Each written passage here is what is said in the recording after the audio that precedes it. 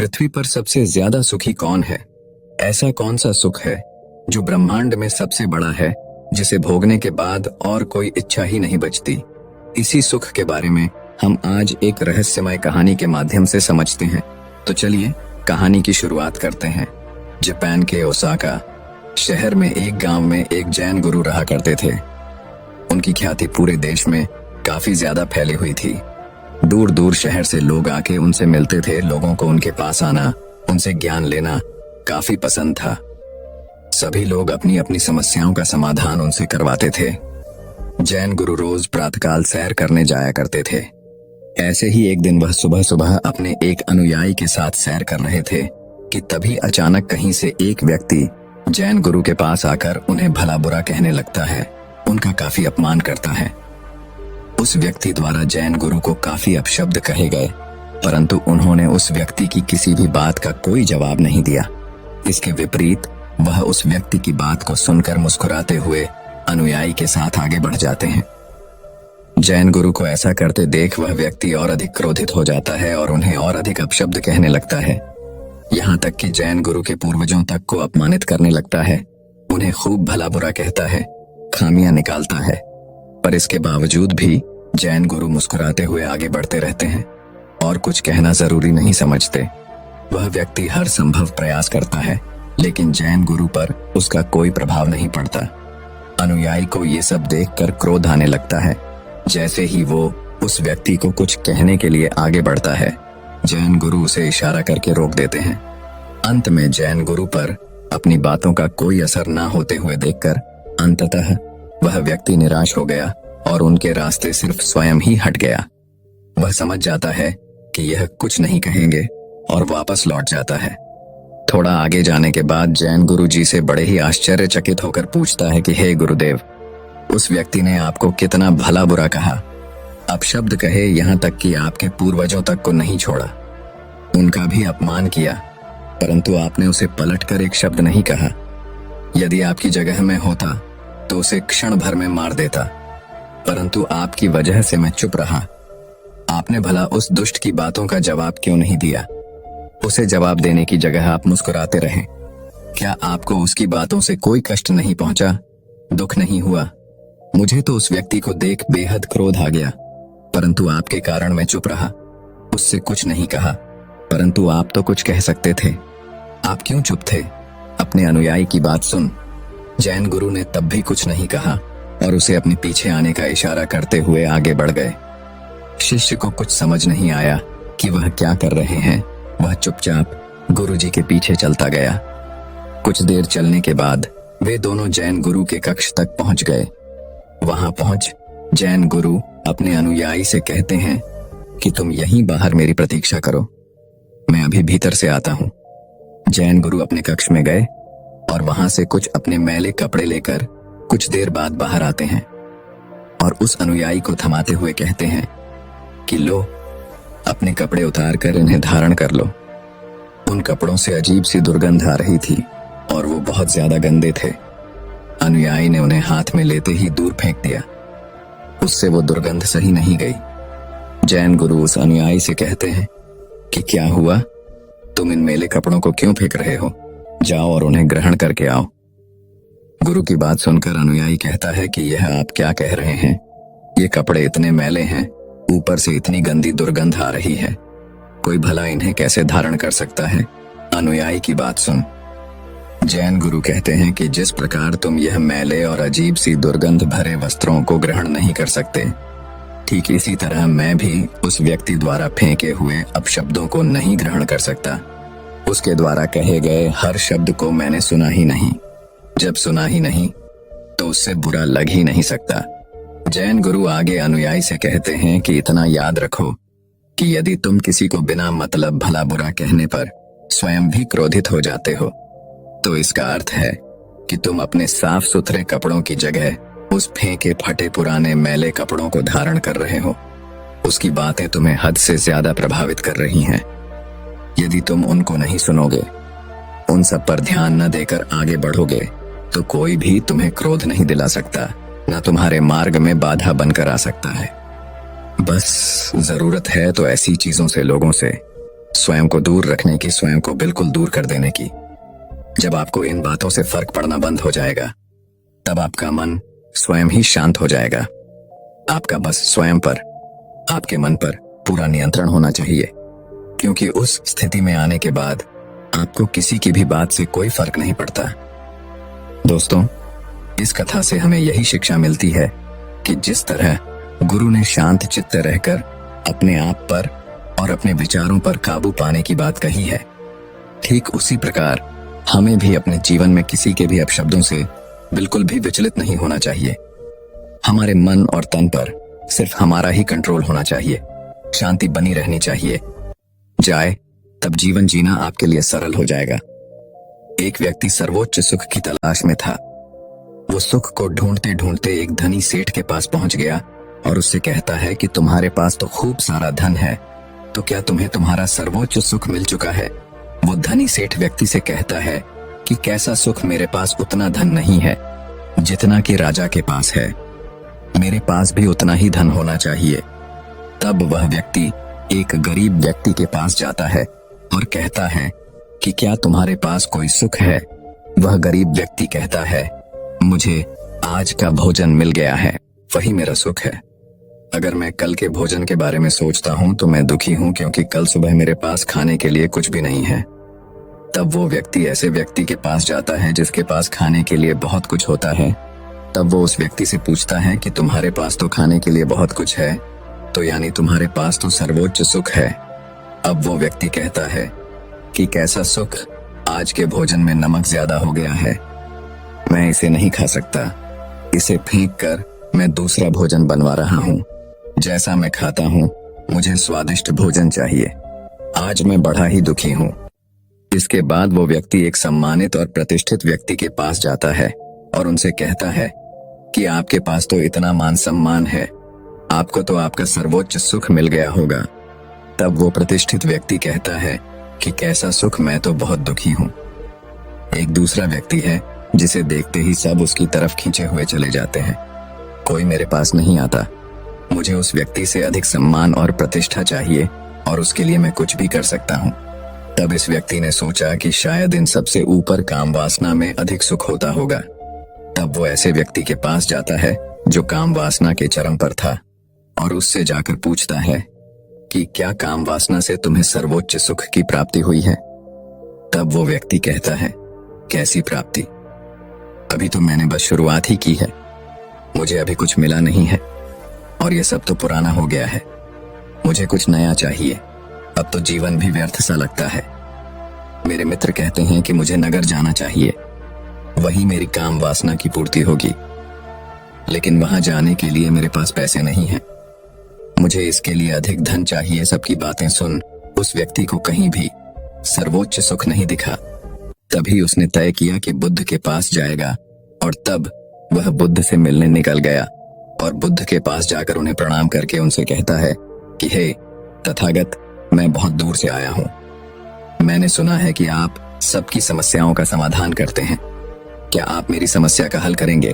तब तथागत बुद्ध कहते हैं कि कहो, क्या जानना चाहते हो, पूछो। तब वो व्यक्ति कहता है कि हे तथागत, मैं पूरी दुनिया के भ्रमण पर गया ये जानने के लिए कि सर्वोच्च सुख क्या है।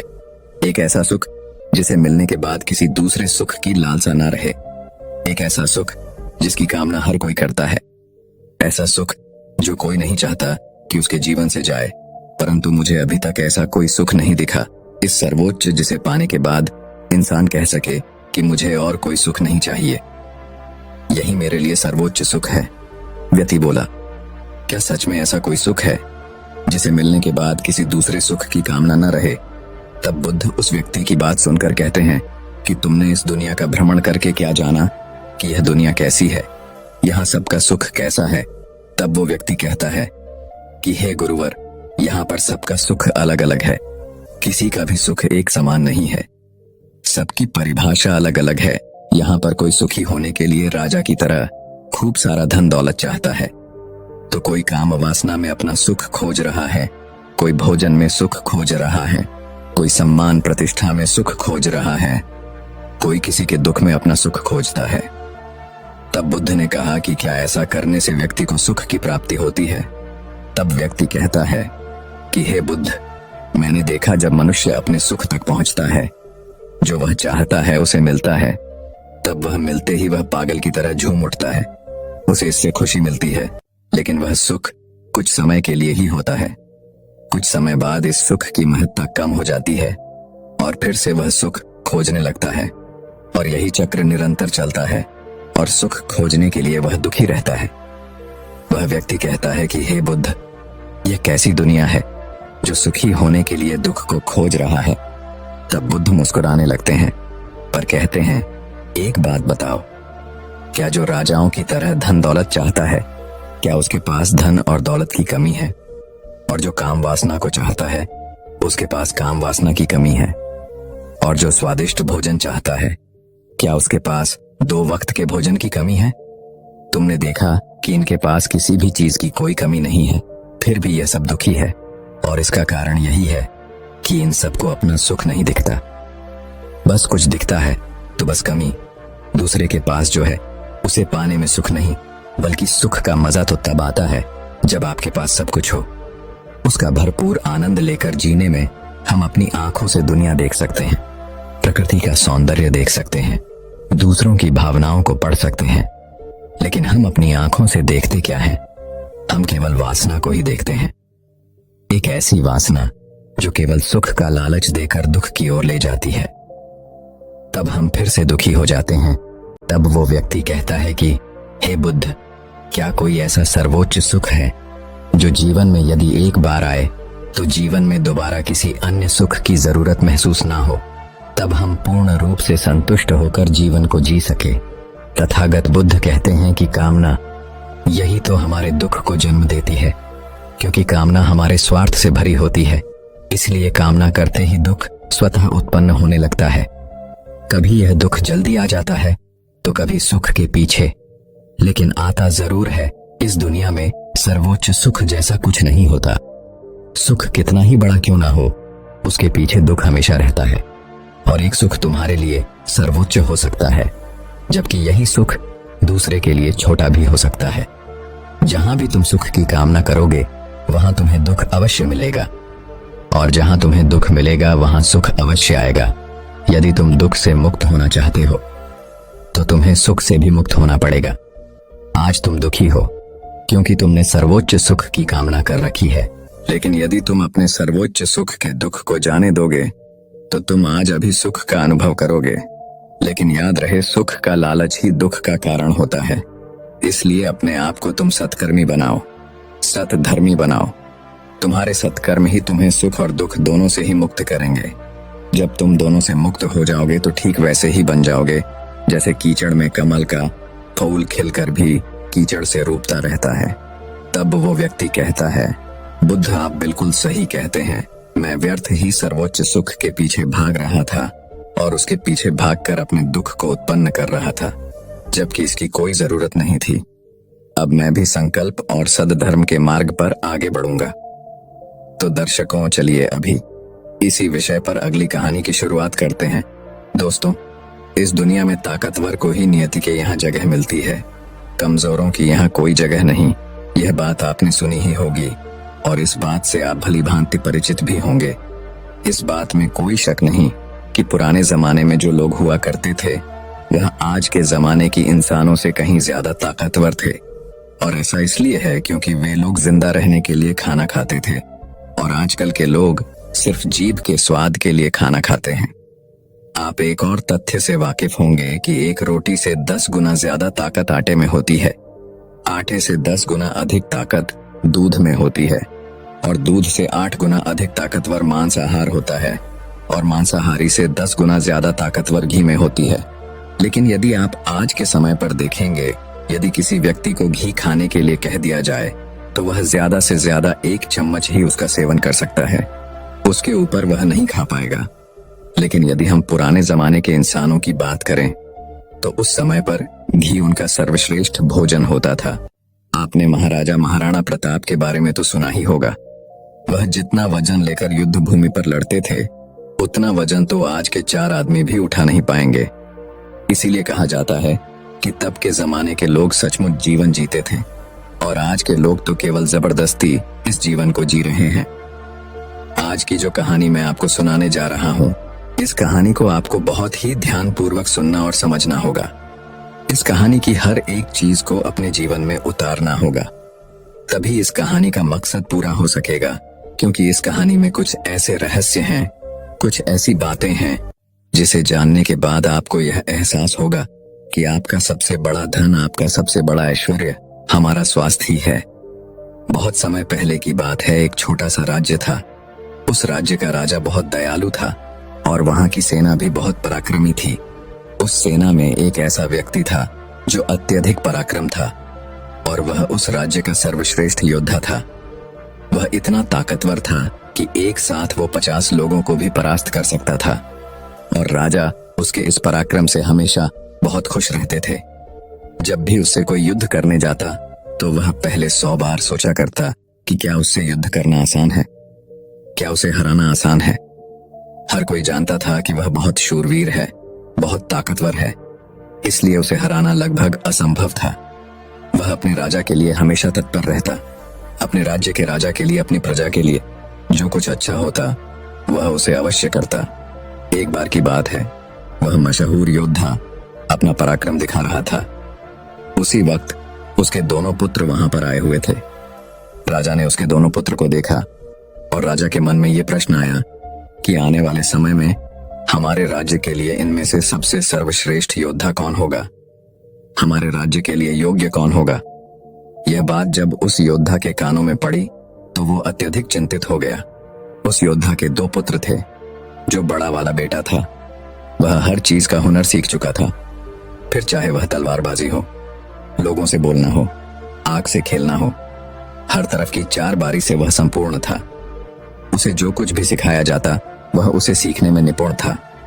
वह बहुत जल्द उस विद्या को, उस कला को सीख जाता था।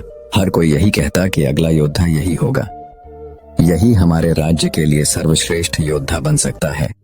लेकिन उस योद्धा का एक छोटा पुत्र भी था जो बहुत कमजोर था, जिसे कोई भी चीज सीखने में अत्यधिक समय लगता था और उसे देखकर कोई भी यह नहीं कहता था कि यह कभी योद्धा बन सकेगा। उसे उसके पिता ने बहुत कुछ सिखाने का प्रयास किया, लेकिन वह कभी भी कुछ सीख नहीं पाया। ना ही तो वह अच्छी तलवारबाजी कर पाता था, ना ही उसे एक योद्धा की तरह जीना आता था। वह हमेशा आलसियों की तरह पड़ा रहता। जब भी वह योद्धा अपने दोनों पुत्रों को एक साथ देखता तो उसे बहुत चिंता होता, उसे बहुत तकलीफ होती, क्योंकि वह अपने दोनों पुत्र को एक समान बनाना चाहता था। वह अपने दोनों पुत्र में कोई फर्क नहीं समझता था। लेकिन जब भी कोई यह कहता कि बड़ा पुत्र अत्यधिक बलवान है, शूरवीर है, वह एक योद्धा जरूर बनेगा, और जब वहीं पर छोटे बच्चे के लिए कोई यह कहता यह तो कमजोर है, आलसी है, यह भला क्या कर पाएगा, ये सुन उसके पिता को बहुत तकलीफ होती, बहुत दुख होता। लेकिन वो योद्धा ये जानता था कि इसमें उसके छोटे बेटे की कोई गलती नहीं है।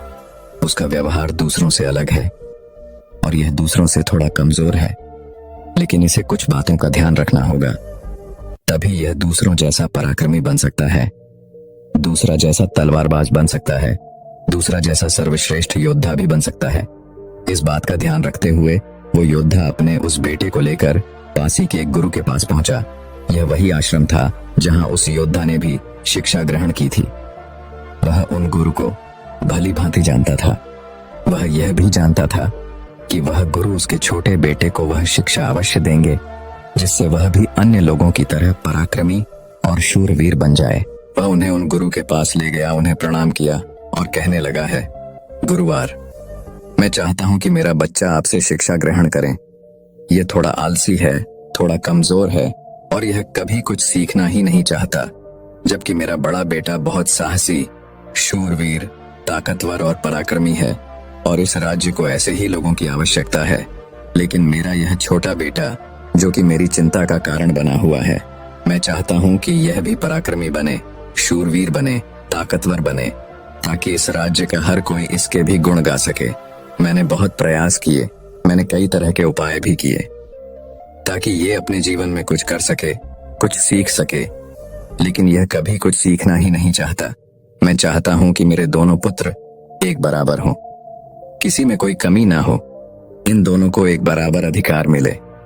लेकिन यह अपने आलस के कारण, अपनी कमजोरी के कारण हमेशा पीछे रह जाता है। मैंने इसे कई बार समझाया, लेकिन यह है कि मेरी बातों को मानता ही नहीं। मैं अपने दोनों बेटों में कोई भेदभाव नहीं रखना चाहता। मैं दोनों को एक बराबर बनाना चाहता हूं। उस योद्धा की ये सारी बातें सुनकर वह गुरुवर उस योद्धा से कहते हैं, मैं जानता हूं तुम्हारे पुत्र को क्या तकलीफ है। मैं इसे वैसा ही बना दूंगा जैसा तुम चाहते हो, लेकिन इसके लिए तुम्हें इसे कुछ दिन के लिए मेरे पास यहाँ पर आश्रम में छोड़ना होगा। और मैं तुम्हें यकीन दिलाता हूं कि जब तुम वापस इसे लेने आओगे तो तुम्हें तुम्हारा यह पुत्र इस प्रकार नहीं दिखेगा। इसकी जगह पर तुम्हें वह पराक्रमी, वह ताकतवर मिलेगा जैसा तुम चाहते हो। वह गुरुवर अत्यधिक आत्मज्ञानी थे। वह उस योद्धा के पुत्र को देखकर यह समझ चुके थे कि उसे क्या तकलीफ है और उसे किस तरह से ठीक किया जा सकता है, उसे किस तरह से पराक्रमी बनाया जा सकता है, क्योंकि आखिर वह एक ऐसे योद्धा का पुत्र है जिसे अभी तक कोई हरा नहीं सका था। बस उसे इस बात का एहसास करवाना ही काफी था। वह योद्धा उन गुरु के कहने पर अपने पुत्र को वहीं पर छोड़कर वापस अपने घर की ओर लौट जाता है। उसके बाद उस योद्धा का वह पुत्र एक शिष्य बनकर उन गुरु के आश्रम में रहने लगता है। वहां के सारे कामकाज करने लगता है। वहां पर वह सीखने लगता है, समझने लगता है। और इसी प्रकार कई दिन बीत जाते हैं और एक दिन सही समय आने पर वह गुरु उस योद्धा के पुत्र से कहते हैं, चलो आज मैं तुम्हें कुछ दिखाना चाहता हूं। इतना कहकर वह गुरु उस योद्धा के पुत्र का हाथ पकड़ लेते हैं और उसे लेकर एक पहाड़ी की ओर ऊपर की ओर बढ़ चलते हैं। उस पहाड़ी के ऊपरी छोर पर ले जाकर वह गुरुवर उस पुत्र से कहते हैं, आज मैं तुम्हें कुछ सिखाने वाला हूं और तुम्हें ध्यान से सीखना होगा, क्योंकि यदि तुमने आज यह बात नहीं सीखी तो तुम अपने जीवन भर कुछ नहीं कर पाओगे, कुछ नहीं सीख पाओगे और हमेशा लोग तुम्हें कमजोर और असहाय समझेंगे और उसी दृष्टि से तुम्हें देखा जाएगा। धीरे धीरे कई दिन बीत चुके हैं और अब तुम्हारे घर जाने का वक्त भी करीब आ चुका है। इसलिए आज मैं तुम्हें यहाँ पर लेकर आया हूँ ताकि मैं तुम्हें यह सिखा सकूं, यह समझा सकूं कि तुम इस धरती पर क्यों आए हो, तुम्हारे आने का क्या कारण है। इतना कहकर वह गुरुवर उस पुत्र को ऊपर की ओर इशारा करते हुए कहते हैं, ऊपर ध्यान से देखो उस चीज को। उस चील ने अपने पंजों में अपना नवजात शिशु रखा हुआ है। वह चीज ऊपर की ओर उड़ती चली जा रही थी, इतनी ऊंची जा रही थी कि बादलों को चीरकर वह ऊपर बढ़ती ही चली जाती और वहां पर जाकर वह अपने बच्चे को छोड़ देती। यह देख वह छोटा सा बच्चा डरा गया। उसे यह समझ नहीं आ रहा था क्या फिर उस चीज ने अपने ही बच्चे को इस तरह से नीचे क्यों फेंक दिया। गुरु और वह शिष्य दोनों इस दृश्य को बड़ी ध्यानपूर्वक देख रहे थे। जैसे ही उस चीज ने अपने उस बच्चे को नीचे की ओर छोड़ा, वह बच्चा तेजी से एक पत्थर की भांति नीचे की ओर गिरता चला जा रहा था।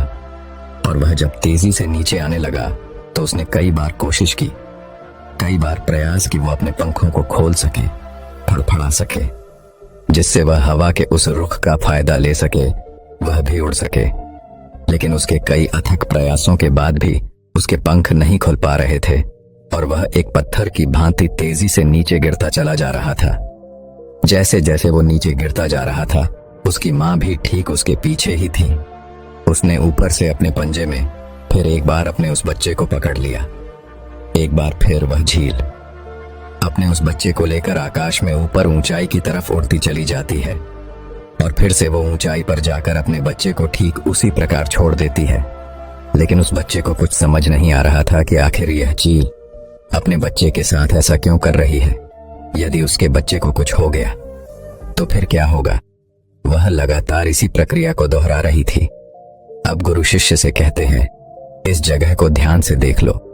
ठीक इसी जगह पर वह चील और उसका बच्चा इस पेड़ पर रहते हैं।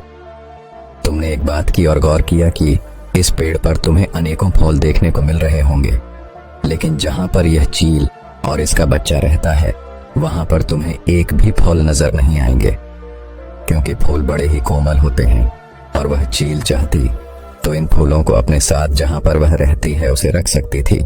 लेकिन वह जानती है कि फूलों में रहकर उसका बच्चा एक बच्ची बनेगा लेकिन जब वह कांटों वाले घोंसले में रहेगा तभी एक चील बन पाएगा। और एक चील के बच्चे को हर तरह की यातनाएं बचपन से ही सहनी पड़ती हैं ताकि वह अन्य पक्षियों की तरह कोमल न बने, क्योंकि वह एक चील का पुत्र है और उसे चील की तरह अपना जीवन व्यतीत करना है। यदि वह बाकी पक्षियों की तरह बनेगा तो उस पर चील वाले स्वभाव नहीं होंगे और न ही उसे कोई चील का पुत्र कह सकेगा। ठीक इसी प्रकार तुम भी एक शूरवीर योद्धा के पुत्र हो। यदि तुम चाहो तो अन्य लोगों की तरह अपना जीवन व्यतीत कर सकते हो। तुम फलों का आनंद ले सकते हो, लेकिन तुम एक योद्धा के पुत्र हो, इसलिए तुम्हें भी कांटों की राहों पर चलना ही होगा। इन कांटों की राह पर चलकर ही तुम अपने आप को मजबूत बना पाओगे, अपने आप को शूरवीर और पराक्रमी बना सकोगे। ठीक वैसे ही यह चील भी कर रही है। वह भी अपने पुत्र को पराक्रमी और शूरवीर बना रही है। वह अपने बच्चे को उड़ान भरना सिखा रही है। वह बार बार जाकर अपने बच्चे को इसीलिए नीचे पटक रही है ताकि उसका बच्चा खुद ब खुद उड़ान भरना सीख ले। जब भी चील किसी को जन्म देती है तो वह उसे वही सिखाना चाहती है जो उसने सीखा है। वह एक चील होने का उसे एहसास कराना चाहती है। किंतु यदि वही पुत्र किसी और पक्षी के घर पर जन्म लेता तो उसे इस तरह की यातनाएं सहनी नहीं पड़ती। उसे इस तरह से किसी भी क्रियाओं से ना गुजरना नहीं पड़ता। वह फूलों के घोंसले में रह सकता था। वह फूलों में पैदा होता और फूलों में ही खत्म हो जाता। लेकिन चील के बच्चे का एक नियम होता है, एक नीति होती है कि नियति उसे तभी जिंदा रखेगी जब वो पराक्रमी होगा, शूरवीर होगा और उसे वो सारे हुनर, वो सारे पराक्रम सीखने ही होंगे। ठीक उसी प्रकार तुम भी एक शूरवीर योद्धा के पुत्र हो, एक पराक्रमी योद्धा के पुत्र हो, इसीलिए तुम्हें भी वह हुनर सीखना ही पड़ेगा। अन्यथा अन्य पक्षियों की तरह तुम भी अपने जीवन में कुछ नहीं कर पाओगे। तुम भी एक दिन फूलों में जीकर फूलों में ही मर जाओगे। यह सब देखकर वह शिष्य उन गुरु के चरणों में गिर पड़ा, उन्हें प्रणाम किया और कहने लगा, हे गुरुदेव, मुझे अपनी गलती का एहसास हो चुका है। मुझे यह पता चल चुका है कि मैं एक शूरवीर योद्धा का पुत्र हूं और मुझे अपना जीवन इसी तरह से जीना है। मुझे इस हुनर को सीखना ही होगा। इतना कहकर वह गुरु और वह शिष्य वापस आश्रम की ओर लौट जाते हैं। वहां पहुंचने के बाद वह गुरु अपने उस छोटे शिष्य से कहते हैं, मैं तुम्हें कुछ ऐसी बातें बताने जा रहा हूं जिसे तुम्हें अपने जीवन में उतारना होगा। यदि तुम इन बातों को अपने जीवन में उतार लेते हो, जो कुछ तुमने अभी उस चील से सीखा है वह तुम्हारे लिए एक ऐसी सीख है जिसे तुम्हें कभी नहीं भूलना चाहिए। लेकिन तुम एक चील नहीं हो और चील के बच्चों की तरह तुम इस ज्ञान को भी अर्जित नहीं कर सकते। आखिर तुम एक इंसान हो और तुम्हें इंसानों की तरह ही अपने शरीर को बनाना होगा। आज मैं तुम्हें कुछ बातें बताने जा रहा हूं जो तुम्हें अपने घर जाकर करनी होगी, जिससे तुम एक पराक्रमी योद्धा बन सकोगे और अपने शरीर को स्वस्थ रख पाओगे, क्योंकि एक शूरवीर योद्धा हमेशा अपने शरीर का ध्यान रखता है। वह हमेशा अपने शरीर को चुस्तीला और फुर्तीला बनाए रखता है, जिस कारण वह कभी बीमार नहीं पड़ता। तुम्हें भी इस बात का ध्यानपूर्वक ध्यान रखना होगा। तुम्हें सुबह जल्दी उठना होगा। 6 से 8 घंटे की नींद तुम्हारे लिए महत्वपूर्ण है। इससे ज्यादा कभी मत सोना। सुबह जल्दी उठकर अपना जो कार्य है उसका अभ्यास करना। जिस प्रकार तुम्हारे पिता एक योद्धा है, वह सुबह उठकर अपने सभी हुनर का अभ्यास करते हैं, ठीक उसी प्रकार तुम्हें भी सुबह उठकर अपने सभी हुनर का अभ्यास करना होगा। योगा प्राणायाम करना होगा, जिससे तुम्हारा शरीर पूरी तरह से स्वस्थ होगा। और जितना तुम अपने शरीर को स्वस्थ रखोगे, उससे तुम अपने अंदर की शक्तियों को समर्थ बना पाओगे। और तुम्हें एक बात और याद रखनी होगी, जितना तुम्हें अपने ऊपरी शरीर का ध्यान रखना है, उतना ही तुम्हें अपने भीतर के शरीर का भी ध्यान रखना है, अर्थात अपनी मानसिक शक्ति का भी तुम्हें ध्यान रखना होगा। इसे भी बढ़ाना होगा। और यह मानसिक शक्ति तुम्हें ध्यान से मिलेगी, इसलिए हमेशा ध्यान करना, हमेशा सुबह उठकर प्राणायाम करना, हमेशा सुबह उठकर योगा करना, ये तुम्हें मजबूती प्रदान करेंगे। और यदि इसके बाद भी तुम सुबह जल्दी नहीं उठ पाते, तुम इस आदत को नहीं अपना पाते, तो मेरा एक और सबक याद रखना। जिस दिन तुम उठने में लेट हो जाओ, अर्थात जितना समय तुम देरी से उठो, अपने शरीर पर उतने ही कोड़े मरवाना। जब तुम यह क्रिया 4 से 5 दिन करोगे तो तुम खुद ही अपने आप में वह बदलाव देख पाओगे कि तुम अपने आप ही अपने समय पर उठना शुरू कर पाओगे। दूसरी बात जो तुम्हें हमेशा ध्यान रखनी है कि तुम्हें हमेशा स्वादिष्ट और स्वस्थ खाना ही खाना है। ऐसी चीजें कभी मत खाना जो तुम्हारे शरीर को नुकसान पहुंचाती हो। हमेशा तुम स्वस्थ खाना ही खाना, जैसे हरी सब्जियां, फल, दूध, दही। तुम भोजन अपने शरीर के लिए करना, न कि अपनी जीभा के लिए, न कि केवल स्वाद के लिए। अगली बात, वह गुरुवर अपने उस शिष्य से कहते हैं कि जब भी तुम्हारे मन में कोई चिंता हो, कोई ऐसा विषय हो जिसे लेकर तुम बहुत चिंतित हो, तो ऐसी बातें अपने घर परिवार में अवश्य बताना। यदि तुम इन बातों को अपने मन में रखते हो तो यह बातें तुम्हें मन ही मन कमजोर बनाती चली जाएंगी। यह चिंता तुम्हें अंदर ही अंदर खाती चली जाएगी और तुम खोखले होते चले जाओगे। और याद रखना, जब हमारा मन बीमार पड़ता है तो वह हमारे शरीर को भी बीमार कर देता है। इसलिए कोई भी बात कभी छुपाकर मत रखना। हर बात अपने घर वाले और अपने परिवार को अवश्य बताना। आगे वह गुरुर अपने उस शिष्य से कहते हैं, हमेशा सकारात्मक सोच रखना। कभी भी नकारात्मक विचार अपने दिमाग में आने मत देना। सबके जीवन में उतार और चढ़ाव तो आते ही रहते हैं। सभी के जीवन में सुख और दुख लगा ही रहता है, कभी अच्छा तो कभी बुरा। जीवन इसी प्रकार चलता है। तुम्हारे जीवन में समय चाहे कैसा भी क्यों ना आए, लेकिन तुम्हें हमेशा एक सकारात्मक सोच ही अपनानी है, जिससे तुम अपने जीवन में आने वाली कठिन से कठिन परिस्थितियों का सामना हंसते हुए और बड़ी ही सरलता से उसका सामना कर सकोगे और जीवन में आगे बढ़ पाओगे।